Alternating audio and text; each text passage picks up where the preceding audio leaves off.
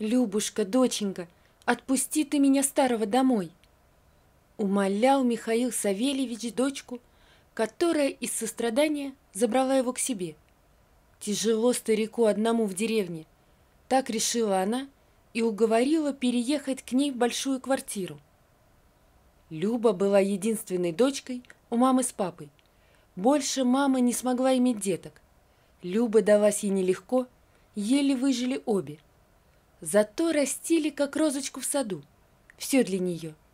Выросла девочка в деревне, выучилась в школе, а потом в город подалась, в свой областной центр.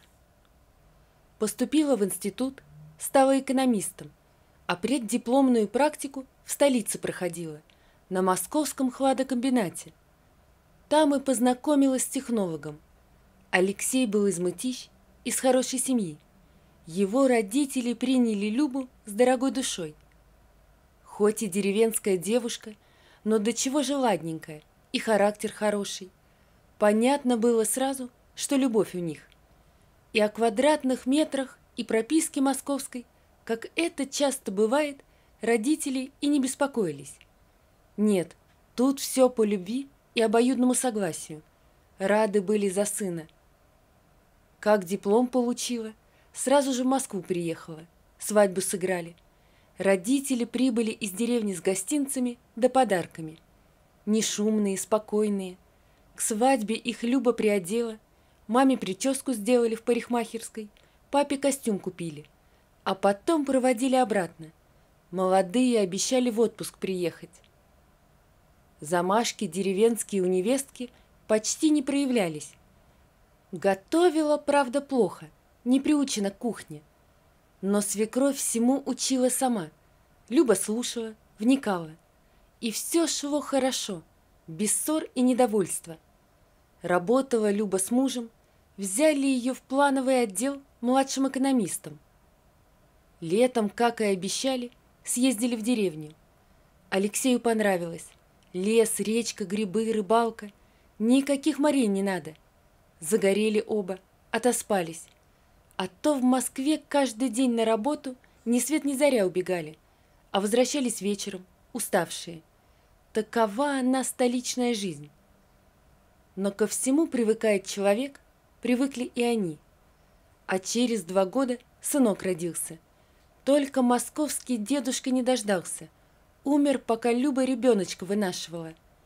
Пережили горе тяжело, но нужно жить дальше. Люба с Алексеем мать оберегали. А когда Сереженька родился, бабушка и воспряла духом, всю себя отдавала внуку. Прошло 20 лет с тех пор. Деток больше решили не заводить. Сережу бы вырастить, да выучить по-хорошему. Запросы росли, свекровь состарилась. Ей хороший уход нужен, лекарства. В санаторий отправляли пару раз, заботились. Сергей учился хорошо, а после школы поступил в институт. Обычная, трудолюбивая семья. Но жизнь берет свое, и здоровье все же подвело свекровь. Ранним и холодным декабрьским утром ее не стало.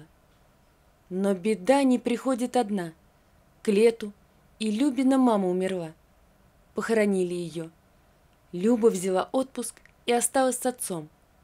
А когда у Сергея начались каникулы, и они с Алексеем приехали, опять вся семья в сборе, поредевшая только. Грустное это было время, но еще тоскливее стало, когда молодые засобирались назад в Москву. Как отца одного оставить? Он ведь ни сварить толком не может, ни себя обиходить. Да еще хозяйство какое-никакое. Хоть и небольшое, но за ним тоже уход нужен. «Может, я с отцом останусь?» – спросила Люба. Но муж с сыном ни в какую. Надо его с собой забрать, в Москву, решили мужчины. А что, квартира 3-комнатная, будут с Сергеем в одной комнате. Внук не возражал. Только дед ехать отказался, а Любу назад отправил. «Негоже это мужа с сыном бросать. Езжай и не выдумывай. Справлюсь я сам. 65 мне всего. Не записывай в старики», — строго сказал он, и они уехали. Люба всю дорогу проплакала. Воронежская область вроде бы и не так далеко, но часто не наездишься. Телефон деду, правда, купили. Связь была плохая, но время от времени поговорить все же удавалось. Он не жаловался никогда, но голос все равно был грустный. Люба чувствовала это и поняла, что нелегко ему одному. «Нет, надо забирать его», — решила дочь и снова поехала, чтобы уговорить отца. И уговорила.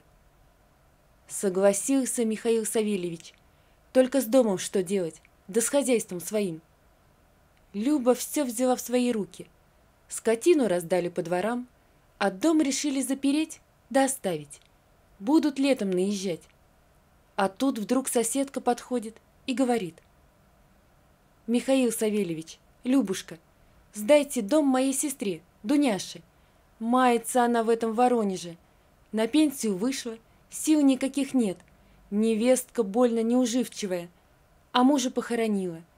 Я бы к себе забрала, да у нас самих 7 по лавкам. А так будем жить соседями. И за домом она присмотрит, и за огородом. Платить только много не сможет». «Да о какой плате вы говорите, тетя Зина?» — сказала Люба, и отец поддержал. «Не надо ничего платить, пусть живет. А на лето, коли приедете, к себе ее заберем», — пообещала радостная тетя Зина. На то мы порешили. Так Михаил Савельевич и перебрался в Москву в семью дочери. С тех пор прошло 3 года, но в деревню за это время они так и не выбрались. В первое лето не поехали, пусть квартирантка обживется. Во второе лето сын учебу заканчивал, диплом получал. Потом ему в подарок поездка на море. Дед только отказался, остался дома. А после этого и загрустил совсем. «Не могу я тут больше, Люба», — сказал он дочери. «Дело к зиме, вы опять с утра до ночи на работе. Сережке ни друзей, ни девчонку не привезти. Дед в его комнате ошивается. Да и мне не выйти никуда. Кругом эти домища каменные, машин прорва. Был приятель Константин Иванович с 3-го этажа, и тот помер. Отпусти меня домой. Сердце изболелось. Скучаю я по деревне». Люба спросила мужа, что делать. Он подумал серьезно и поговорил с тестем. «Значит так, отец, зиму перезимуешь с нами, а к лету отвезем тебя. С соседями надо поговорить, чтобы дом освободили. И эта Дуня пока себе другое жилье подыщет. Согласен?» Пришлось ему пойти на уступки. Еще зиму переживет, а там домой. И никаких. На том разговор закончился. С соседкой Зиной поговорили заранее. Та вошла в положение. Сказала, что заберет сестру к себе. А в мае месяце сама в Москву приехала. «Давайте я Савельича с собой заберу, чтобы вам не таскаться туда-сюда», — предложила она. «И чего меня забирать? Я чай сам на своих ногах», — возмутился было старик. «Вот и поедем вдвоем, раз на своих ногах. Собирайся давай, через 2 дня в путь». Люба плакала, переживала, как он там один будет. «Эх, мне бы так», — пошутил Сергей, — «в свой дом да одному». Отец цыкнул на него, а жену успокоил. «Люба, ты глянь на него, дело к 70, а он вон, бодрый какой. Уж никак стариком не назовешь. Ни ноги не болят, ни руки. Что ты за него переживаешь? Навещать будем. Но не хочет он тут, сам мне сказал. Чувствует себя, как в клетке». «А я как же? Изведусь ведь вся». «Ну и зря. Об отце подумай, а не о себе. Раз душа его туда рвется, пусть едет». Так и отправили его с Зиной. Вещи в дорогу собрали, продукты, отвезли на вокзал. Сергей обнял деда крепко. «Невесту мне там подыщи, дедуль, и я к тебе переберусь». Так наполовину со смехом, наполовину со слезами проводили их и вслед помахали. Приезжает Михаил Савельевич с Зиной в родное село, и аж сердце зашлось от радости. Вот она, милая сторонка. Идут по улице, а народ повыбегал. Все кланяются, здороваются. «Привет, Савельич, заходи вечерком, поболтаем. Молодуху не привез из Москвы?» «Городской, гляньте-ка». Все радуются за него, а у самого тоже улыбка с лица не сходит и дышится легко. Далась ему эта Москва. Точно говорят, старые деревья не любят, когда их пересаживают. Пришли к дому, наконец, заходят, а на табуретке у окна женщина стоит, занавеску вешает. «Ой, приехали уже, а я тут все перемыла, печку побелила, занавески постирала, повесить только не успела. Ну, располагайтесь в своем дому, обед готов, борщ в чугунке, картошка вареная». Бойко тараторила Дуня, женщина лет 60, кровь с молоком. И в доме, и в огороде красота, все в цветах. Видать, что хорошо ухаживала, по-хозяйски. Познакомились, уселись обедать. Потом женщины посуду перемыли, да ушли к Зинаиде, попрощавшись. А Михаил Савельевич улегся на кровать, руки под голову положил и подумал. Как же хорошо-то, Матерь Божья, больше из дома ни ногой. Тут родился, тут и помру. Дочь с зятем и внуком звонили часто, а он радостный такой, все у него хорошо, здоровье отменное, дома и стены помогают, на лето в гости позвал. Приезжают они, а их хозяйка новая встречает, Дуняша. Михаил Савельевич зарделся, не знает, куда глаза деть.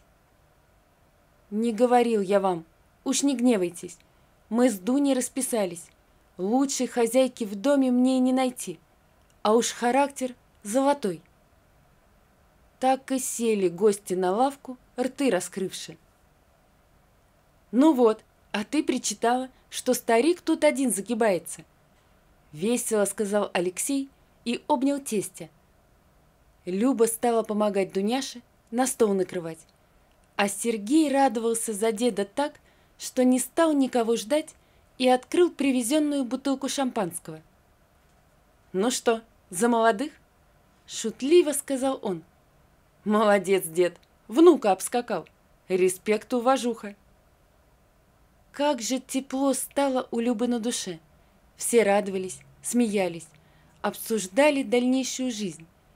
А Михаил Савельевич, помолодевший лет на 5, обнимал свою красавицу-жену и говорил: «Не зря моя душа сюда так рвалась, тут счастье ждало, оказывается». Вот такая история, друзья. Напишите, пожалуйста, что вы думаете об этой истории. Не забудьте подписаться на канал и поставить лайк. Всего вам доброго. До свидания.